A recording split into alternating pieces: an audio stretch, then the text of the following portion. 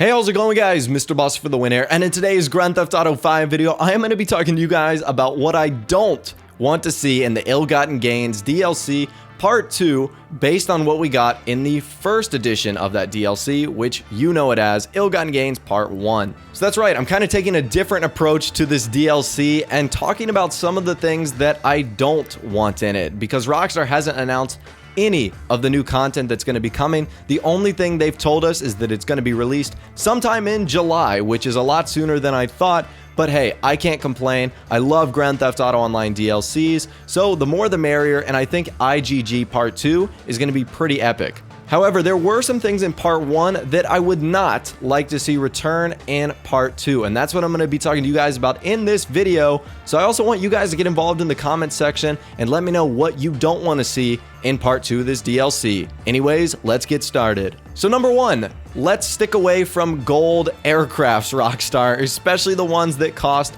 multiple $1 million. It's safe to say, whether you thought that was a good idea or it was a funny gimmick, the community definitely did not like that. And yes, I know there were new features with the Swift and with the Luxor. You could go inside, browse the internet, smoke cigars. That's great, but it's not worth $10 million. The gold paint job in and of itself is certainly not $10 million.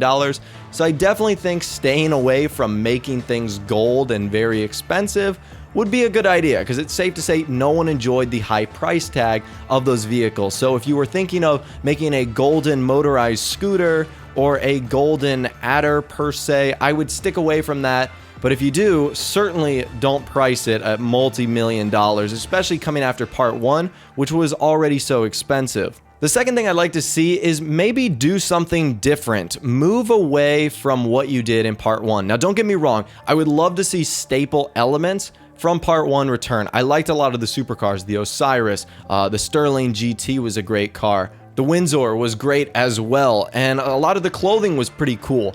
But I want to see you guys switch it up. Yes, I'd like to see cars, but I want to see something different, something game-breaking that makes this DLC so epic and gets everyone hyped up for it. Because if it's the exact same thing, if it is literally a carbon copy clone, meaning 4 different vehicles, another new weapon, a bunch of clothing, but it's just different stuff, I don't think people are going to be as excited about that. One, because I'm sure a lot of people are extremely lacking in money right now after what happened in Ill-Gotten Gains Part 1.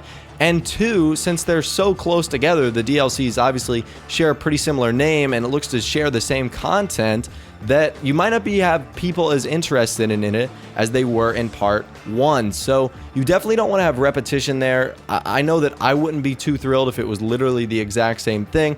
And I hate to keep harping on the idea of like mansions or the casino, but it doesn't even have to be that. Just something on that level of its epicness. Get us excited to do something new in Grand Theft Auto Online, and either one of those things would be pretty awesome. And to an extent, I think Rockstar is listening, and they are going to be adding some new content, one of which has been confirmed already. That's going to be the Lab radio station. It's coming to Xbox 360, PS3, PS4, and Xbox One. And I think it's going to be a great addition, certainly a small addition. And I think Rockstar needs to do, like I said, more of that in order to build off of what they did in Ill-Gotten Gains Part 1. So really, this video was meant to be more of a discussion with you guys rather than me ranting about the things I don't want to see. So in the comment section, really just put 1 or 2 things that you wish Rockstar would stay away from or would go in a different direction or simply wouldn't add in Ill-Gotten Gains Part 2. I'm sure there's something out there that you just don't want to see in this update,